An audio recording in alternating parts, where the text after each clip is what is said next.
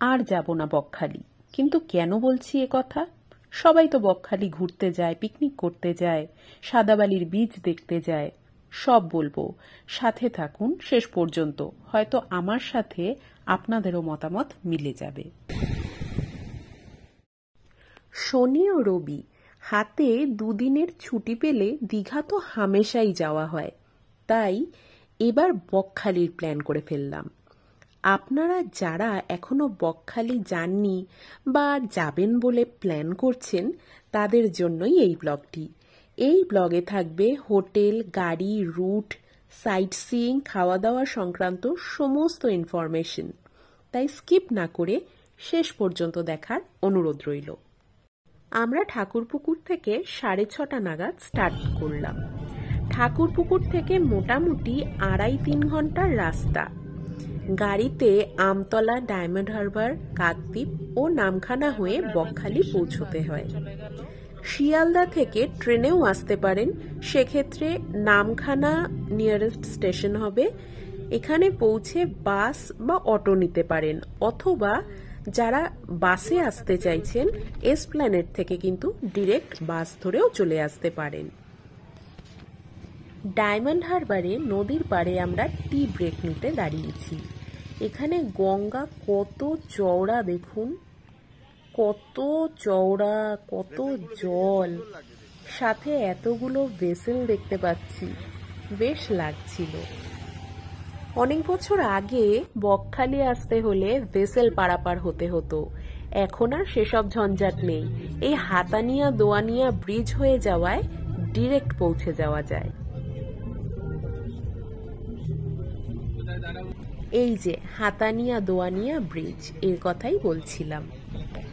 আমাদের বকখালির অ্যাকোমোডেশনে একটা চমক আছে, সবাই তো এখানে এসে হোটেলেই ওঠেন, আমরা থাকবো টেন্টে, Bakkhali eco park and tent রিসোর্টে। এর আগে পুরুলিয়াতেও আপনাদের সাথে টেন্ট রিসোর্ট শেয়ার করেছিলাম, এবার বকখালিতে। এই ইকো পার্ক রিসোর্ট কিন্তু বকখালির একটি দর্শনীয় স্থানও বটে। এখানে সাইট সিইং এর জন্য আসলে কিন্তু 100 টাকা করে পার হেড এন্ট্রি ফি দিয়ে ঢুকতে হয়।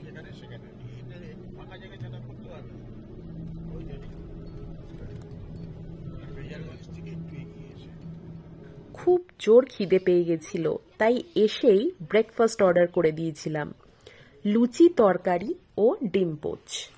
আমরা গুগল থেকে দেখেই এই রিসোর্টটি বুক করেছি, এবং রিসোর্টের ফার্স্ট যে ইমপ্রেশন সেটা কিন্তু মারাত্মক ভালো লাগছে। ব্রেকফাস্টও খুব টেস্টি ছিল, আর সাথে কি দারুণ ঝাউবন। ওনারা বললেন এই রাস্তা ধরে এগিয়ে গেলেই সি বিচ, তাই রুম পরে দেখব, আগে গেলাম সি বিচ দেখতে। রিসোর্ট থেকে বেরোতেই সত্যি সত্যি সামনেই সমুদ্র। ইউজুয়ালি বকখালিতে আমরা কত দূরে সমুদ্র দেখি, কিন্তু অদ্ভুতভাবে এই রিসোর্ট থেকে বেরোতেই রিসোর্টের একদম গায়ে সমুদ্র। আমরা এখানে টেন্টের এক্সপিরিয়েন্সের জন্য রয়েছি। বকখালিতে কিন্তু সব রেঞ্জের প্রচুর হোটেল আছে। আপনাদের সুবিধার জন্য আমি ডেসক্রিপশন বক্সে বেশ কিছু হোটেলের নাম ও কন্ট্যাক্ট ডিটেলস দিয়ে দেব। আপনারা অনলাইনেও বুক করে যেতে পারেন, বা ওখানে গিয়েও বুক করতে পারেন, এনাদের সঙ্গে ওভার ফোনও কন্ট্যাক্ট করে নিতে পারেন।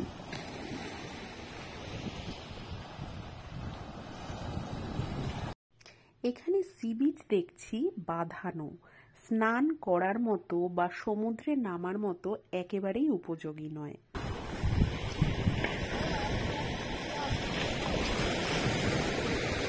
অল্প বিস্তর ঢেউও ভাঙছে পাড়ে এসে।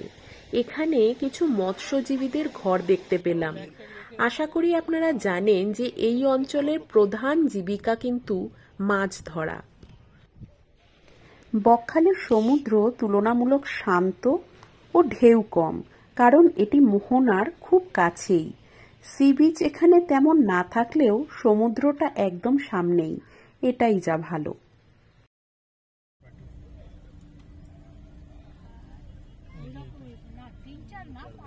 এটি হলো ওয়েস্ট বেঙ্গল ট্যুরিজমের খুব সুন্দর একটি প্রপার্টি। আর এই হলো পিকনিক স্পট এবং সি বিচের পার্কিং। সম্ভবত 70 টাকা পার্কিং দিয়েছিলাম, যা ভ্যালিড সারা দিনের জন্য বা 24 ঘন্টার জন্য। এই চত্বরে প্রচুর থাকার ও খাওয়ার হোটেল ইজিলি পেয়ে যাবেন। আর এই হলো বকখালির সমুদ্র, কত দূর, বেশ আনইমপ্রেসিভ। আমার তো একদমই ভালো লাগেনি।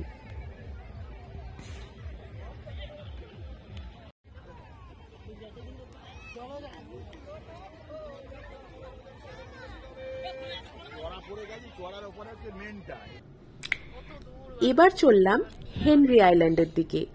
রাস্তাটা খুব সুন্দর, ভীষণ সিনিক, আর ভীষণ সুন্দর একটা মনোরম পরিবেশ, প্রচুর গাছগাছালিতে ভরা।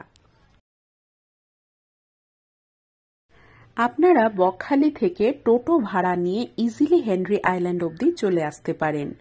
টোটো বুক করে বকখালির আশেপাশের সবকটা স্পটই ঘোরা যায়। কম বেশি ওই 800 থেকে 1000 টাকা পড়ে।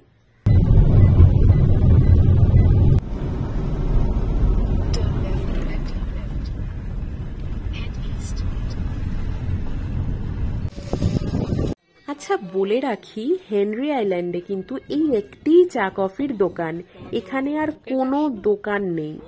গাড়ি এখানেই পার্কিং করে যেতে হবে। গাড়ি পার্ক করার পর একটা ভীষণ সুন্দর ট্রেল আপনাকে সি বিচ অব্দি নিয়ে যাবে, যার দুপাশে শুধুই ম্যানগ্রোভ অরণ্য। জিওগ্রাফিতে শ্বাসমূল পড়েছিলাম, আজ চাক্ষুষ করলাম। আসলে সুন্দরবন এখান থেকে ভীষণই কাছে, তাই এখানে ম্যানগ্রোভ অরণ্য এত বেশি লক্ষ্য করা যাচ্ছে।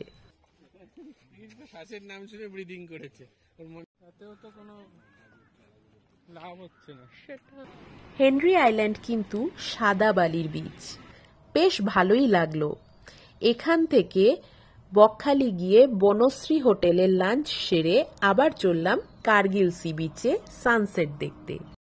বকখালিতে বনশ্রী হোটেলটাই বেস্ট, এছাড়াও অন্যান্য হোটেলও আপনারা ট্রাই করতে পারেন। এছাড়া নিজেরা যদি বাজার করে দেন, ছোটখাটো যে দোকানগুলো আছে ওনারা কিন্তু রান্না করে দেন। কার্গিল বিচে বিকেলের দিকেই আসতে ট্রাই করবেন, না হলে দুপুরের রোদে এখানে দেখার কিছুই নেই। তাই সানসেট দেখার জন্যই টুরিস্টরা কিন্তু এখানে ভিড় করেন।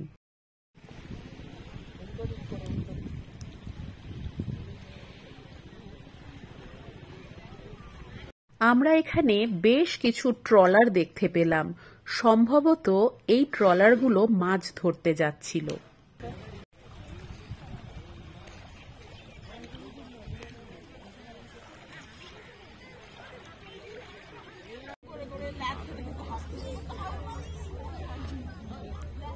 এখানে ছোট ছোট চায়ের দোকান, ডাব ও ঝালমুড়ি পাওয়া যায়। চায়ের কাপে চুমুক দিতে দিতে সানসেটটা ভালোই লাগবে।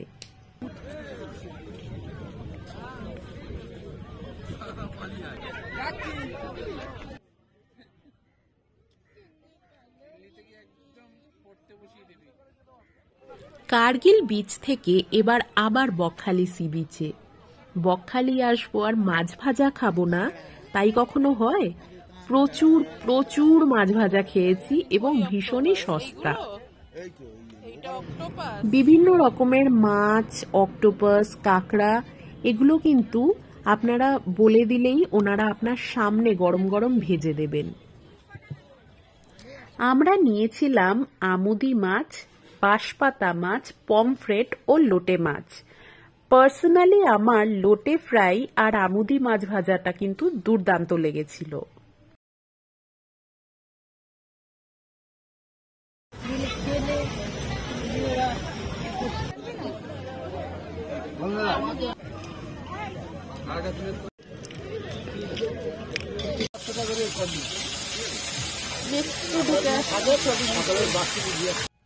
এবার চলে এলাম টেন্টে। বেশ বড় এরিয়া জুড়ে প্রচুর টেন্ট, আর এই দিকটা বনফায়ারের জন্য ওনারা রেখেছেন। আমার খুব বাজে আসে।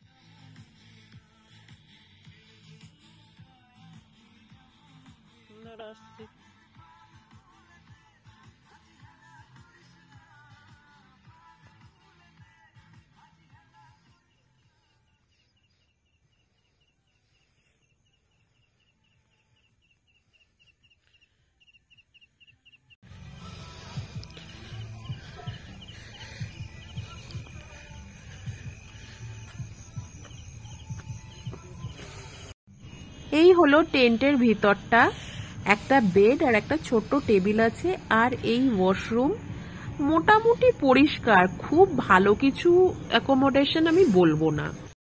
1700 টাকা করে নিয়েছে, সেই হিসেবে আমার একেবারেই পছন্দ হয়নি।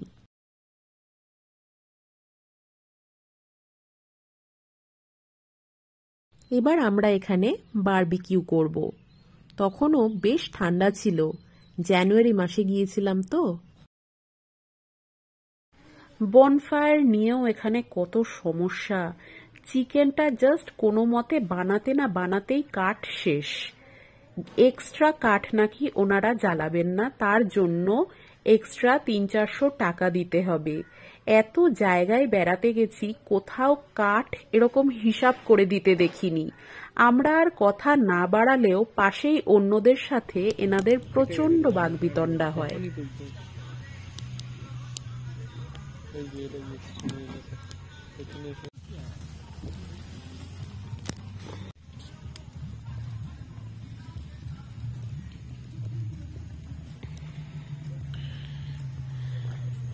মা একটু মুখটা তোলো।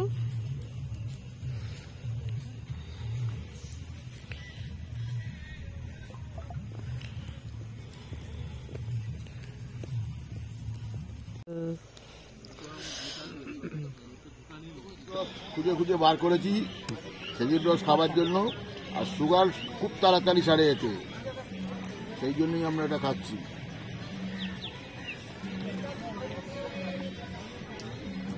না না, বাবার কথা শুনে সত্যি সত্যি ডায়াবেটিকরা আবার খেজুর রস খাবেন না, বাবা কিন্তু ইয়ার্কি মারছে। আবার একবার সি বিচে এলাম লাস্ট বারের জন্য ফিরে যাওয়ার আগে। সত্যি বলতে বকখালি সমুদ্র একেবারেই ভালো লাগলো না, আর হয়তো আসবো না। ফ্রেজারগঞ্জ আমরা আর যাইনি, আপনারা চাইলে যেতে পারেন। এবং লালগঞ্জ বিচও আমরা রাস্তা হারিয়ে ফেলেছিলাম, খুঁজে পাইনি, তাই আপনাদের দেখাতে পারলাম না। আপনারা প্রত্যেকটা ব্লগকে অনেক ভালোবাসা দিচ্ছেন, তার জন্য আমি কৃতজ্ঞ। প্লিজ একটা লাইক ও সাবস্ক্রাইব করে আমার এই ক্ষুদ্র চ্যানেলকে একটু উৎসাহ দেবেন। ফিরে আসবো শীঘ্রই নতুন কোনো ব্লগ নিয়ে। ভালো থাকবেন, নমস্কার।